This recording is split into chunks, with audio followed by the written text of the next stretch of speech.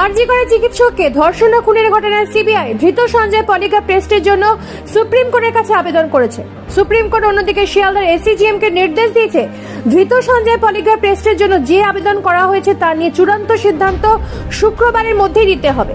সঞ্জয় ছাড়া সন্দীপ ঘোষ এবং আরো 4 জন জুনিয়র ডাক্তার সহ একজন সিভিক ভলেন্টিয়ারের পলিগ্রাফ টেস্ট করাতে চায় সিবিআই। শুক্রবার সুপ্রিম কোর্টের প্রধান বিচারপতি এই নিয়ে চূড়ান্ত সিদ্ধান্ত দিতে পারেন বলে জানা যাচ্ছে। পলিগ্রাফ টেস্ট কি, কেন করা হয় এই টেস্ট? চিকিৎসকেরা জানাচ্ছেন 7 রকমের ড্রাগস আছে, যে ড্রাগসগুলো প্রথমে শরীরে ইনজেক্ট করা হয়।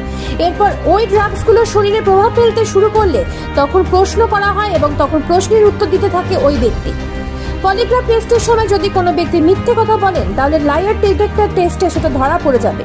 মিথ্যে কথা বলার সাথে সাথে ওই ব্যক্তির নিঃশ্বাসের স্পিড কম বেশি হতে থাকে, শরীরে অস্বাভাবিক ঘাম পড়তে শুরু করে, ব্লাড